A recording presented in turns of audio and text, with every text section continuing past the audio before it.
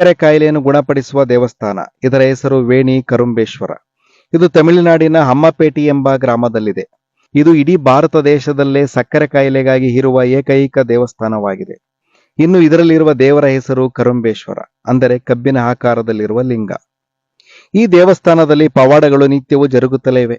ಅವು ಏನೆಂದರೆ, ಸಕ್ಕರೆ ಕಾಯಿಲೆ ಇರುವ ರೋಗಿಗಳು ಇಲ್ಲಿಗೆ ಬಂದು ಪೂಜೆ ಮಾಡಿಸಿ ದೇವಸ್ಥಾನದ ಆವರಣದಲ್ಲಿರುವ ವಿಚಿತ್ರವಾದ ಆಕಾರವನ್ನು ಹೊಂದಿರುವ ಇರುವೆಗಳಿಗೆ ರವೆ ಹಾಗೂ ಸಕ್ಕರೆ ಮಿಶ್ರಣವನ್ನು ಹಾಕುತ್ತಾರೆ.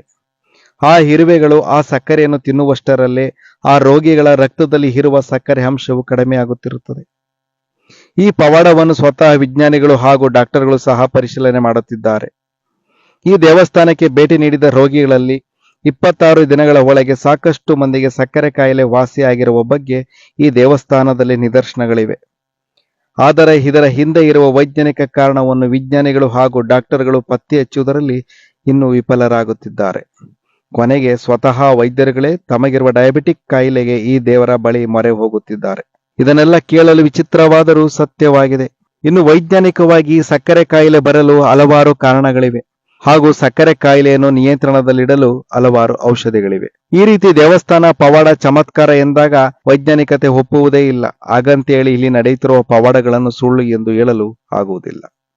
ಆದರೂ ಒಂದು ದೇವಸ್ಥಾನಕ್ಕೆ ಹೋಗಿ ಪೂಜೆ ಮಾಡಿಸಿ ಇರುವೆಗಳಿಗೆ ಸಕ್ಕರೆ ದಾನ ಮಾಡಿದರೆ ವಾಸಿಯೇ ಆಗದ ಸಕ್ಕರೆ ಕಾಯಿಲೆ ಹೇಗೆ ವಾಸಿಯಾಗುತ್ತದೆ ಎಂಬ ಕುತೂಹಲ ಮಾತ್ರ ನಮ್ಮಿಂದ ದೂರ ಹೋಗುತ್ತಿಲ್ಲ. ಈ ಕುತೂಹಲಕ್ಕೆ ಆಧ್ಯಾತ್ಮಿಕ ವ್ಯಕ್ತಿಗಳ ಉತ್ತರ ಹೀಗಿದೆ.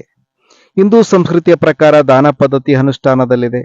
ಉದಾಹರಣೆಗೆ, ಕೆಲವರಿಗೆ ಕಷ್ಟಗಳು ಬಂದಾಗ ಬ್ರಾಹ್ಮಣರಿಗೆ ದನ, ದವಸ, ಧಾನ್ಯ, ತರಕಾರಿ, ಗೋವು ಹಾಗೂ ಇತರೆಗಳನ್ನು ದಾನ ಮಾಡಿದರೆ ತಮ್ಮ ಕಷ್ಟಗಳು ಪರಿಹಾರ ಆಗುತ್ತವೆಂಬ ನಂಬಿಕೆ ಇದೆ.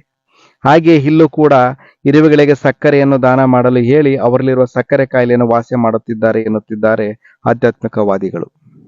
ಇನ್ನು ಕೆಲವು ತತ್ವ ವಿಮರ್ಶಕರು ಈ ಚಮತ್ಕಾರದ ಹಿಂದೆ ಒಂದು ತತ್ವ ಅಡಗಿದೆ ಎಂದು ಹೇಳುತ್ತಿದ್ದಾರೆ. ಆ ತತ್ವ ಏನೆಂದರೆ, ಇನ್ನೊಬ್ಬರಿಗೂ ಒಳ್ಳೆಯದನ್ನು ಮಾಡಿದರೆ ನಮಗೂ ಒಳ್ಳೆಯದಾಗುತ್ತದೆ, ನಾವು ಇನ್ನೊಬ್ಬರಿಗೆ ಕೆಟ್ಟದ್ದನ್ನು ಮಾಡಿದರೆ ನಮಗೂ ಕೆಟ್ಟದ್ದಾಗುತ್ತದೆ ಎಂಬ ಲೋಕಾರೂಢಿ ತತ್ವದ ಹಾಗೆ ನಾವು ಮತ್ತೊಬ್ಬರಿಗೆ ಸಿಹಿಯನ್ನು ತಿನ್ನಿಸಿದರೆ ನಮಗೂ ಸಿಹಿಯನ್ನು ತಿನ್ನುವ ಭಾಗ್ಯ ಬರುತ್ತದೆ ಎನ್ನುತ್ತಾರೆ. ಹಾಗೆಯೇ ಈ ದೇವಸ್ಥಾನದಲ್ಲಿ ಇರುವೆಗಳಿಗೆ ಸಕ್ಕರೆಯನ್ನು ತಿನ್ನಿಸುವುದರ ಮೂಲಕ ತಾವು ಕೂಡ ಸಕ್ಕರೆಯನ್ನು ತಿನ್ನುವ ಭಾಗ್ಯವನ್ನು ಪಡೆದುಕೊಳ್ಳುತ್ತಿದ್ದಾರೆ ಎಂದು ತತ್ವ ವಿಮರ್ಶಕರು ಹೇಳುತ್ತಿದ್ದಾರೆ.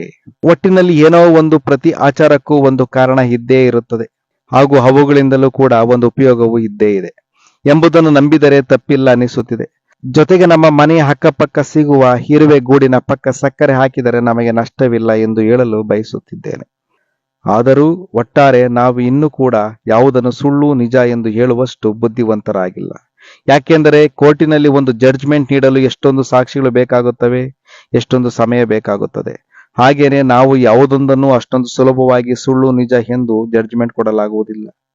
ಒಟ್ಟಿನಲ್ಲಿ ನೀವು ಒಮ್ಮೆ ತಮಿಳುನಾಡಿನ ಪ್ರವಾಸ ಕೈಗೊಂಡಾಗ ಈ ವೇಣಿ ಕರುಂಬೇಶ್ವರ ದೇವಸ್ಥಾನಕ್ಕೆ ಹೋಗಿ ಬನ್ನಿ ಎಂದು ತಿಳಿಸುತ್ತಾ ನಿಮಗೆ ಈ ಮಾಹಿತಿ ಖಂಡಿತ ಇಷ್ಟವಾಯಿತು ಎಂದು ಅಂದುಕೊಳ್ಳುತ್ತಿದ್ದೇನೆ. ದಯಮಾಡಿ ಈ ವಿಡಿಯೋವನ್ನು ತಮ್ಮ ಸ್ನೇಹಿತರಿಗೂ ಶೇರ್ ಮಾಡಿ ಎಂದು ಕೇಳಿಕೊಳ್ಳುತ್ತಾ ಮುಂದಿನ ವಿಡಿಯೋ ಮಾಡುವವರೆಗೂ ಟೇಕ್ ಕೇರ್.